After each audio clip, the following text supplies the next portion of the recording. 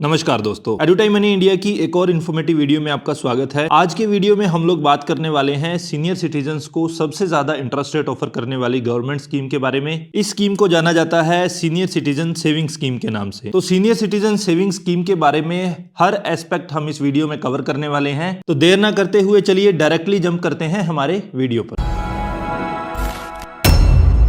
Government of India बहुत सारी small saving schemes हमें ऑफर करती है। यहाँ पर ये जो सीनियर सिटीजन सेविंग स्कीम है, यहाँ पर सबसे ज्यादा इंटरेस्ट रेट आपको ऑफर किया जाता है। वर्तमान में ये इंटरेस्ट रेट चल रहा है 8.2%, यानी कि हर 10,000 रुपए जो आप इस सीनियर सिटीजन सेविंग स्कीम में लगाएंगे वो हर 3 महीने बाद आपको 205 रुपए इंटरेस्ट के रूप में कमाकर देने वाले हैं। जी हाँ, यहाँ पर जो इंटरेस्ट की पेमेंट है वो क्वार्टरली हो जाती है। सीनियर सिटीजन सेविंग स्कीम को गवर्नमेंट की पूरी तरह से बैकिंग होती है, क्योंकि ये स्कीम ही गवर्नमेंट की है और जो भी रिटर्न्स आपको यहाँ पर ऑफर किया जाता है उस पर गवर्नमेंट की गारंटी रहती है। सीनियर सिटीजन सेविंग स्कीम में हम लोग एक बार में लमसम इन्वेस्टमेंट करते हैं और हम चाहें तो इंडिविजुअली या फिर किसी के साथ ज्वाइंट अकाउंट खुलवाना चाहें तो ज्वाइंटली भी इस अकाउंट में इन्वेस्ट कर सकते हैं। यहाँ पर हम रेगुलर इनकम यानी कि इंटरेस्ट इनकम तो अर्न कर ही सकते हैं, साथ में कुछ टैक्स बेनिफिट्स भी ये स्कीम हमारे लिए लेकर आती है। इस अकाउंट को अगर आप चाहें तो पोस्ट ऑफिस में खुलवा सकते हैं या फिर बहुत सारे ऑथोराइज्ड बैंक्स हैं, वहां पर भी आप इस अकाउंट को खुलवा सकते हैं। कौन कौन से बैंक ऑथोराइज्ड है ये भी हम आगे बात करने वाले हैं। यहाँ पर जो भी इंटरेस्ट आपको ऑफर किया जाता है वो गवर्नमेंट के द्वारा फिक्स किया जाता है और ये जो इंटरेस्ट है आपको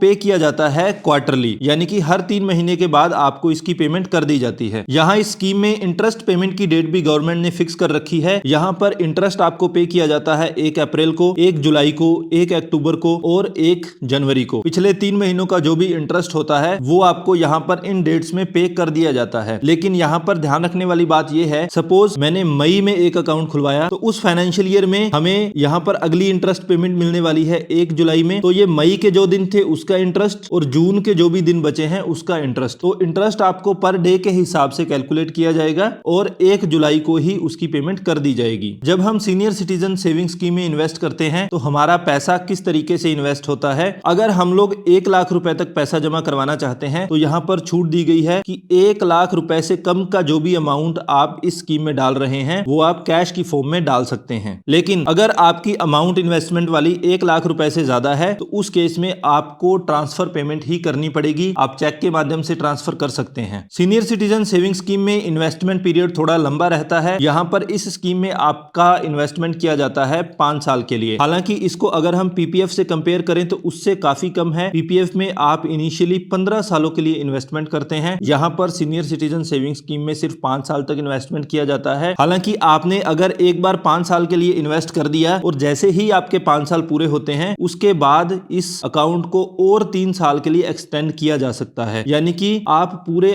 8 साल के लिए इस अकाउंट को चला सकते हैं। लेकिन यहाँ पर एक्सटेंशन के लिए आपको क्या करना होगा, 5 साल पूरे होने के बाद 1 साल के बीच बीच आपको इसकी एक्सटेंशन करवा लेनी है। अगर 1 साल के बीच बीच आप इसको एक्सटेंड नहीं करवा पाते हैं तो उस केस में आप इसका टेन्योर 5 साल ही मानकर चल सकते हैं। अब इंडिया में कोई भी डिपॉजिट अकाउंट खुलवाते हैं वहां पर नॉमिनेशन काफी इंपॉर्टेंट रहता है, तो इस अकाउंट में भी आप नॉमिनेशन करवा सकते हैं। नॉमिनेशन के 2 मेथड हो सकते हैं, एक तो जब आप अकाउंट ओपनिंग फॉर्म भर के देंगे उसी में नॉमिनेशन करवा सकते हैं। दूसरा तरीका यह है कि अकाउंट ओपन होने के बाद आप जब चाहें इस अकाउंट में नॉमिनेशन करवा सकते हैं। और सपोज कुछ समय बाद आपके दिमाग में यह आता है कि आपको अपना नॉमिनी चेंज करना है सुविधा के अकॉर्डिंग, तो वो भी आप अपनी सुविधा के अकॉर्डिंग कर सकते हैं। अब एक कंफ्यूजन ये भी रहता है कि एक व्यक्ति कितने अकाउंट खोल सकता है सीनियर सिटीजन सेविंग स्कीम में, तो यहाँ पर नंबर ऑफ अकाउंट्स में कोई भी रेस्ट्रिक्शन नहीं है। आप 1, 2, 4 जितने चाहे अकाउंट खोल सकते हैं और ये अकाउंट वो व्यक्ति खुद के नाम पे खोल सकता है या फिर ज्वाइंट खोल सकता है अपनी स्पाउस के नाम पे। अब अकाउंट एक व्यक्ति के कई हो सकते हैं। सपोज एक व्यक्ति ने एक अकाउंट खुलवा लिया पोस्ट ऑफिस में, फिर एक अकाउंट खुलवा लिया एसबीआई में, एक अकाउंट किसी और बैंक में खुलवा लिया, तो इस तरह से मल्टीपल अकाउंट तो वो खुलवा सकता है। लेकिन यहाँ पर डिपॉजिट की एक ओवरऑल लिमिट है, जैसे मैक्सिमम आप 30 लाख रुपए इस अकाउंट में डिपॉजिट कर सकते हैं। अब आपने क्या किया, मल्टीपल अकाउंट्स में पैसा जमा करते रहे और आपने 35 लाख रुपए अगर इसमें जमा कर दिया तो ये जो ऊपर का 5 लाख रुपए है यहाँ पर आपको सीनियर सिटीजन सेविंग स्कीम वाला इंटरेस्ट ऑफर नहीं किया जाएगा। यहाँ पर आपको ऑफर किया जाएगा सेविंग बैंक अकाउंट का interest rate. Saving bank account भी कौन सा, जो कि पोस्ट ऑफिस का सेविंग बैंक अकाउंट होता है। नॉर्मली जितने भी बैंक है वहां पर सेविंग अकाउंट पर आपको ऑफर किया जाता है 2.75% के आसपास आसपास इंटरेस्ट रेट, लेकिन पोस्ट ऑफिस जो है अपने सेविंग अकाउंट पर 4% इंटरेस्ट रेट आपको ऑफर करता है। मिनिमम और मैक्सिमम डिपॉजिट आप इसमें कितना करवा सकते हैं, तो मिनिमम 1000 रुपए आप इसमें डिपॉजिट करवा सकते हैं। मैक्सिमम की जैसा कि हमने बात की कि मैक्सिमम 30 लाख रुपए यहाँ पर इसमें डिपॉजिट करवाया जा सकता है। जो भी इन्वेस्टमेंट आप यहाँ पर करने वाले हैं वो सारी 1000 रुपए के मल्टीपल में ही होने वाली है। Senior citizen saving certificate account की खास बात यह है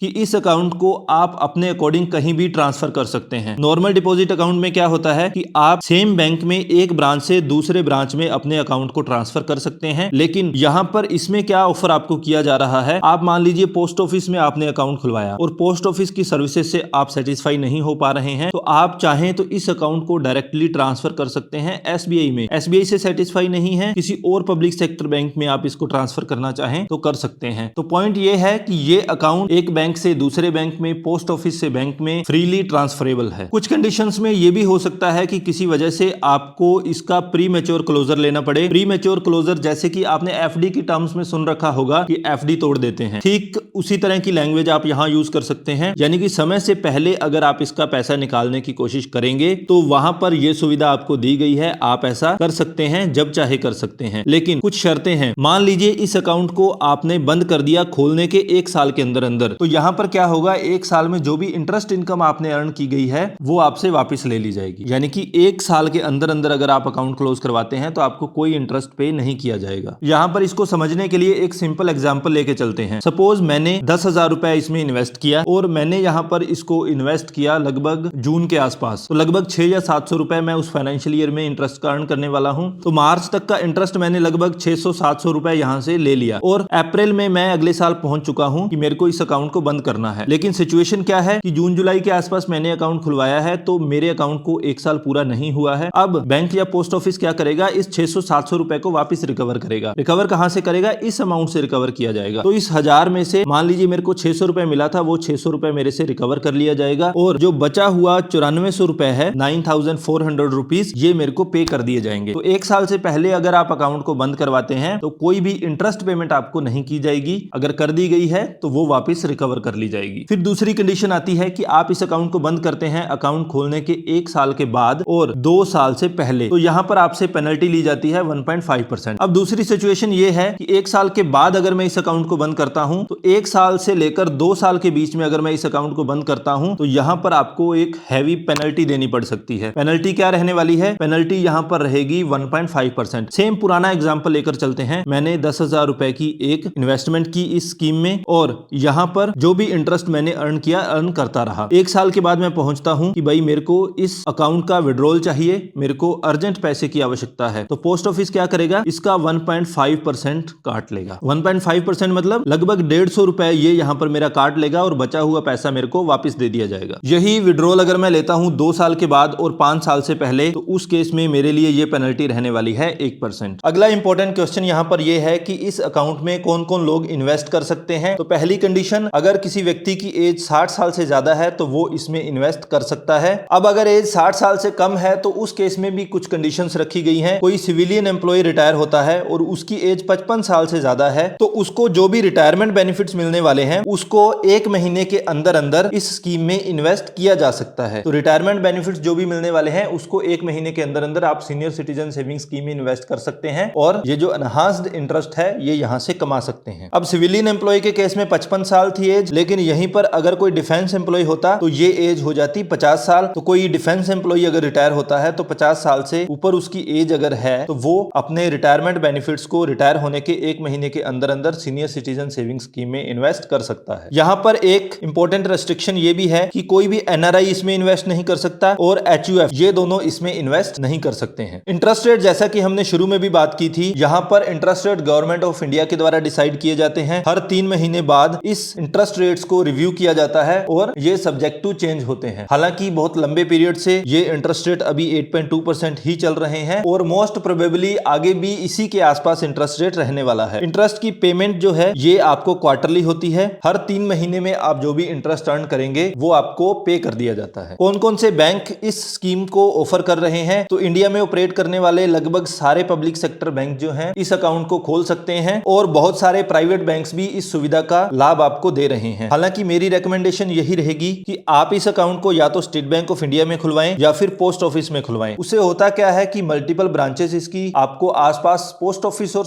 एसबीआई की ब्रांच आराम से मिल जाएगी। तो अगर फ्यूचर में आपको इन अकाउंट को ट्रांसफर भी करना पड़े तो वो आप आराम से कर सकते हैं। हालांकि एक बैंक से दूसरे बैंक में इजीली ट्रांसफरेबल है, लेकिन उसमें भी थोड़ा लंबा प्रोसेस रहता है, क्योंकि बैंक जो है जो भी आपका अक्रूड इंटरेस्ट है उसका बैंकर चेक या डिमांड ड्राफ्ट बनाकर उस बैंक को देता है, फिर वो अगला बैंक अकाउंट खोलता है, वो ड्राफ्ट को आपके अकाउंट में पुट करता है। तो थोड़ा सा लंबा प्रोसेस है। तो रेकमेंडेड यही रहेगा कि आपको इस अकाउंट को ट्रांसफर नहीं करवाना पड़े। तो उसके लिए बेस्ट यही है कि पोस्ट ऑफिस या एसबीआई इसकी ब्रांचेस हमेशा आपको आपके आसपास मिल जाएंगी। डॉक्यूमेंट्स क्या क्या चाहिए होंगे अगर आप इस अकाउंट को खुलवाना चाहते हैं? बिल्कुल सिंपल प्रोसीजर है। 2 पासपोर्ट साइज फोटोज आपको लेकर जानी है जब भी आप अकाउंट खुलवाने जाएंगे। एक आईडी प्रूफ ले जाना है, एक रूप में वोटर कार्ड, आधार कार्ड, पासपोर्ट ले जा सकते हैं। एड्रेस प्रूफ लेकर जाना है। आधार कार्ड एड्रेस के प्रूफ में मोस्ट पॉपुलर मीडियम है आजकल। एक एज का एविडेंस लेकर जाना है, पैन कार्ड ले जाओ, वोटर आईडी, बर्थ सर्टिफिकेट या फिर कोई सीनियर सिटीजन कार्ड है तो वो भी आप ले जा सकते हो। जितने भी डॉक्यूमेंट आप लेकर जाएंगे उसको आप सेल्फ अटेस्ट करेंगे, आपके खुद के साइन उस पे होंगे। आप जाएंगे, इसका अकाउंट ओपनिंग फॉर्म भरेंगे और जो भी सिंगल विंडो ऑपरेटर आपको वहां पर मिलेगा, जिस भी जगह पर आप अकाउंट खुलवा रहे हैं उसको सबमिट करेंगे और आपका अकाउंट खोल दिया जाएगा। टैक्स बेनिफिट्स क्या है? सेक्शन 80C के अंडर आप यहां पर डिडक्शन क्लेम कर सकते हैं 1.5 लाख रुपए तक की। तो अगर आप 30% वाली स्लैब में आते हैं तो लगभग 50,000 से भी ज्यादा का टैक्स आप बचा सकते हैं। इसके अलावा टीडीएस के जो भी रूल्स होते हैं वो यहाँ पर एप्लीकेबल होते हैं। सीनियर सिटीजन के लिए सिंपल रूल है कि अगर इंटरेस्ट इनकम 50,000 रुपए से ज्यादा हो जाती है तो बैंक आपका टीडीएस काटना शुरू कर देता है और ये टीडीएस की दर रहती है 10%। लेकिन अगर आप अपना 15G 15H फॉर्म सबमिट कर देते हैं तो उस केस में आपका टीडीएस भी नहीं काटा जाता है। तो हर महीने का अगर आप एवरेज निकालेंगे तो 20,500 रुपए इंटरेस्ट आपको प्राप्त होने वाला है। अब एक डिटेल्ड कैलकुलेशन समझ लेते हैं। कैलकुलेटर के माध्यम से आप 1 लाख 2 लाख 5 लाख जो भी इन्वेस्टमेंट करेंगे तो उसके अकॉर्डिंग आपको कितना इंटरेस्ट प्राप्त होने वाला है। तो ये एक टेबल हम लोगों ने बना दी है डिटेल्ड, इसका स्क्रीनशॉट आप ले सकते हैं। अगर आपने 1 लाख रुपए इन्वेस्ट किया है तो क्वार्टरली इंटरेस्ट आपको पे होगा